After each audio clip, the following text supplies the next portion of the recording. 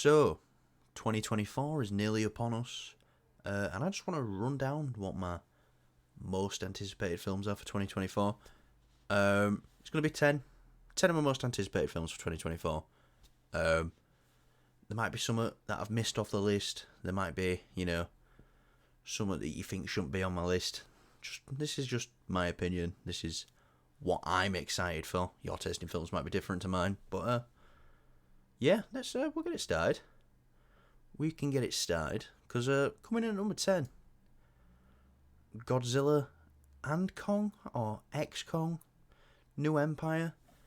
I just think this film's going to be just dumb fun, and I love dumb fun a lot.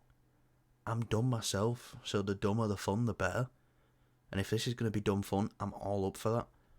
I haven't watched the Monarch show yet. Apparently that's supposed to be pretty good, so I'm going to check that out over my Christmas break from work. But yeah, Godzilla and Kong, they're together this time. They're not fighting each other.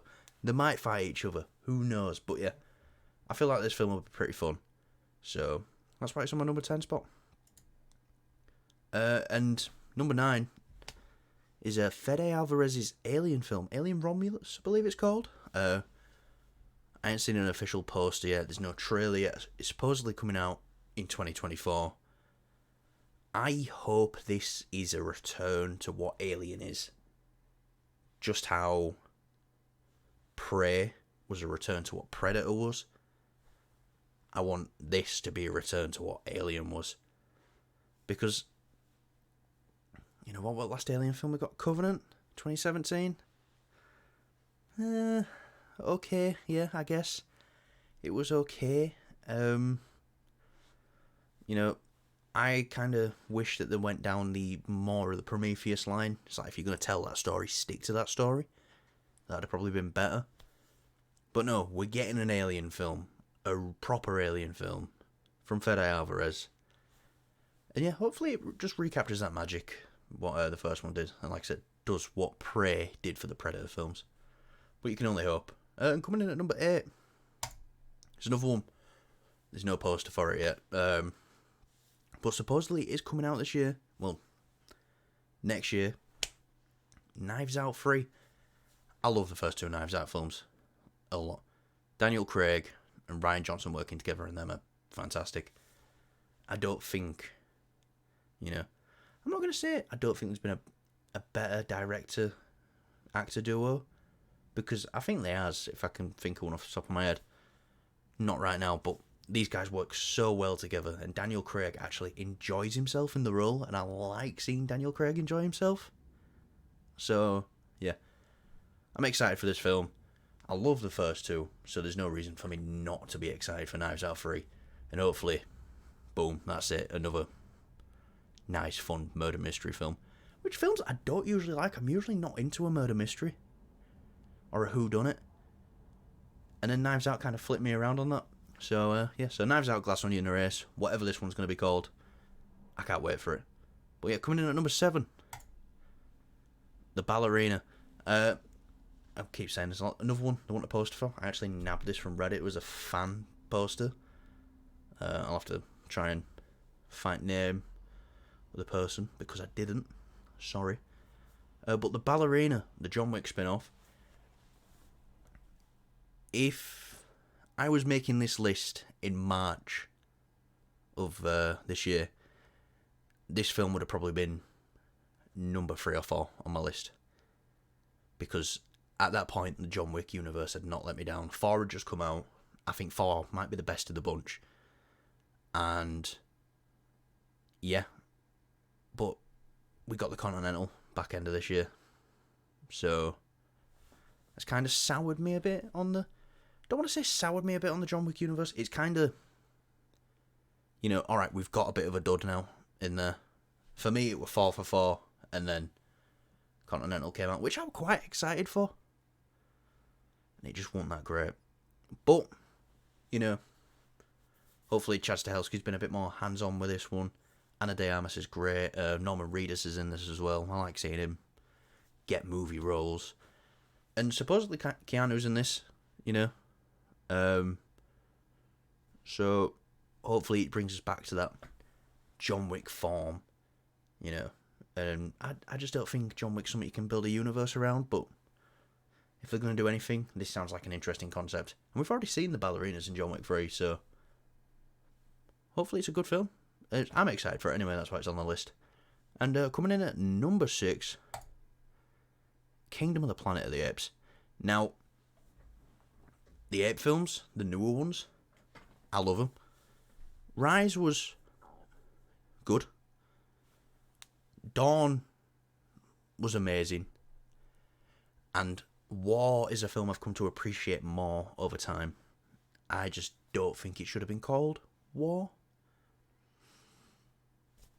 But yeah, especially the last two Matt Reeves films, spectacular. And what Andy Serkis was able to do in them was amazing as well. Now, I don't think Andy Serkis he'll probably be involved in some aspect of this, but yeah, I think we've waited long enough now for a continuation of them 8 films. And I'm really excited for it. Really excited. When I first saw the trailer, it was like, got me pumped like back into it. I was like, oh my god, it reminded me how much I love these films when the trailer first came out. So yeah, can't wait for this. Well, everything on the list I can't wait for, but this especially, I think it's going to be fantastic. I hope it's going to be fantastic. You never know until you see it, but yeah, super pumped. And then number 5, A Quiet Place Day 1. This is starring Lupita Nyong'o and Joseph Quinn. And I believe it's directed by, yeah, it says it right there actually, from the director of Pig. I haven't seen Pig. I've heard a lot of great things about Pig. And again, this is another franchise. They're 2 for 2 with me. I love A Quiet Place 1. A Quiet Place Part 2. Fantastic as well. Yeah, I don't know which one's better. I'm going to have to go back and rewatch them, but, you know, John Krasinski behind the camera on them. Directorial debut, and then he did the second. It's fantastic. And I do like the stories where they go to the beginning.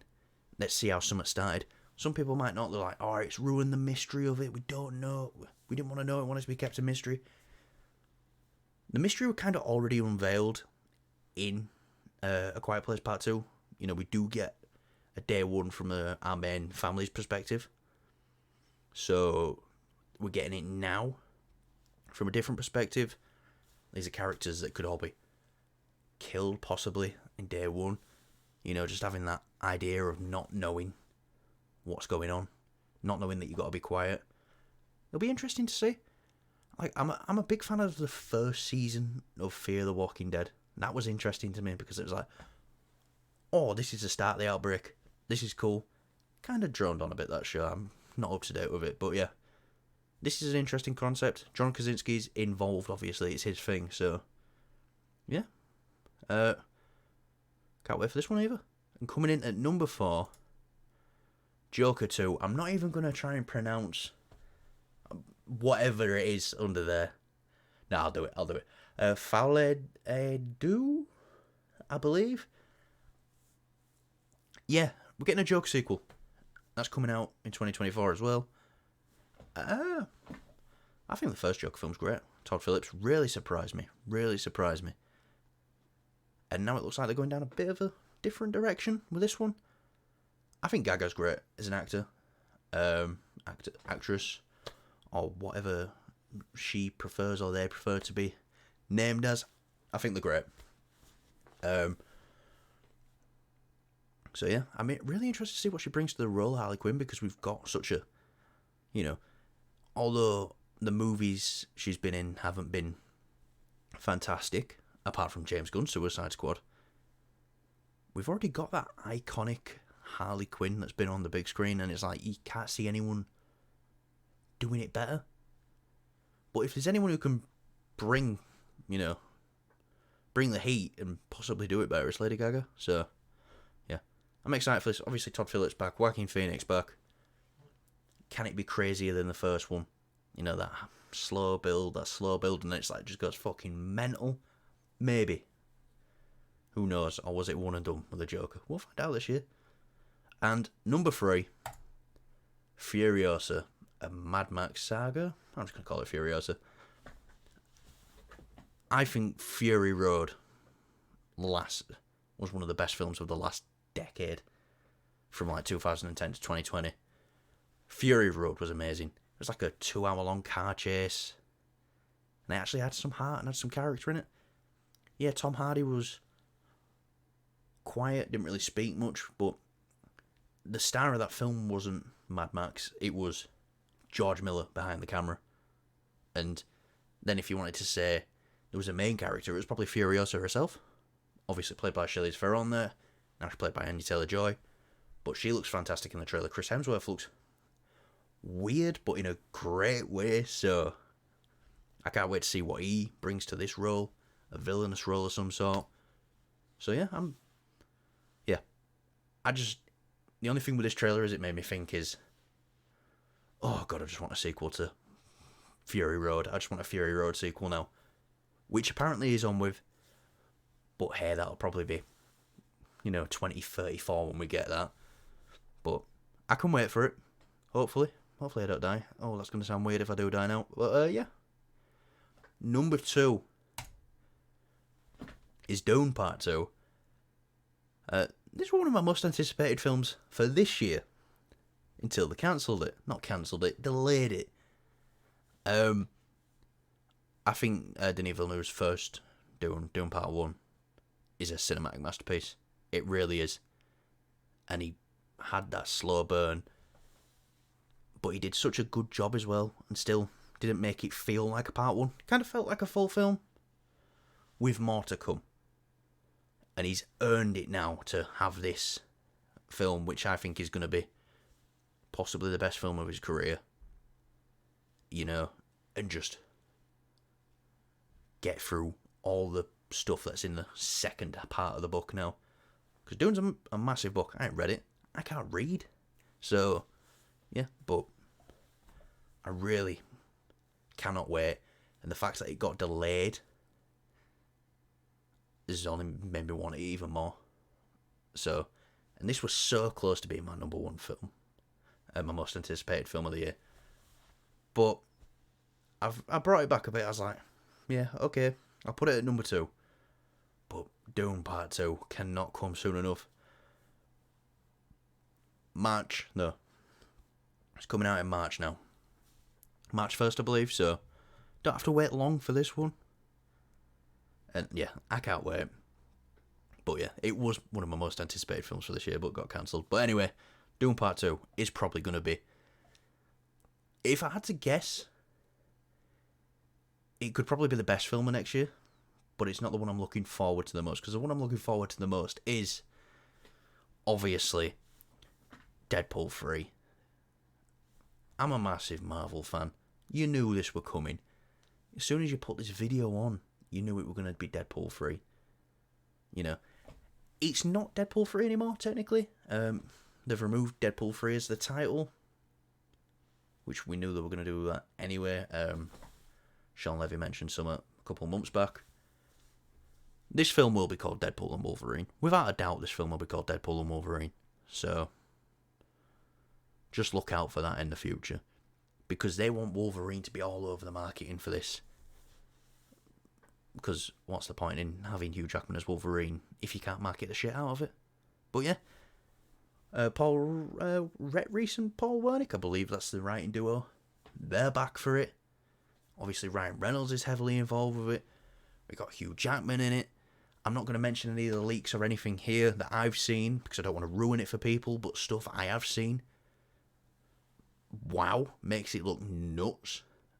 So, yeah, and people have been waiting forever, since the first Deadpool film, for Hugh Jackman and Ryan Reynolds to team up as Deadpool and Wolverine, and we're finally going to get it.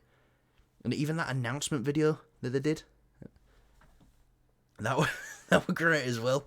Just the sight of it, and he just walked behind him. Sure, Ryan. Loved it. So yeah, Deadpool 3 is going to be, has got to be, my most anticipated film of the year. And I'm pretty sure it is for a lot of people. And the MCU's only film next year? Yeah, we've got Kraven, Madam Web, and Venom. But I really think this is going to stand above them. And the only reason it's number 1 as well is because Marvel if they wasn't ready for this to be released, would have pulled it off the release schedule. They're clearly happy with what's going on here. And it's like, no, this film's good to go. Let's fast track it. Let's get everyone on it. And we'll have it out in July or June. July, I think. I don't know. Anyway, that has been my most anticipated films of 2024. Obviously, this is the channel, Movies and Beyond. We usually do movie news videos for the week. My co-host, he's got to work late, so no better time now than to smash out these videos. And yeah, I will be doing my top 10 films of 2023. Maybe this weekend, possibly. I'm seeing Aquaman tomorrow. I don't think it'll be in my top 10, but I want to give it that fair chance anyway. So, yeah, that'll probably be, maybe not my next video. The next video will probably be the Aquaman review, and then maybe a Rebel Moon review, and then most anticipated films of 2024. But let me know how wrong I got the order down below. Let me know what your most anticipated films are of 2024. You know, should Dune be number one instead of Deadpool? You know, should my list be reversed? Should it be flipped? Do films need to come off it? Do certain films need to go on? Have I missed anything? Let me know. And before I go, subscribe to the channel. Yes, please. Yep, to the channel. Subscribe. Because if we hit 100 subscribers by the end of the year, we will be watching Morbius for 24 hours.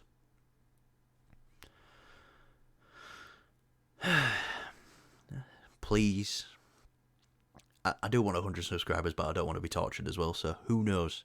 We're 17 off. I think we're about 2 weeks out from end of year, so I think we can do it. I don't want us to do it, but I think we could do it. So if you wouldn't mind subscribing, we'd very much appreciate that. So yeah, thanks for watching. See you later. Make sure you like the video if you liked it. If you didn't, go away.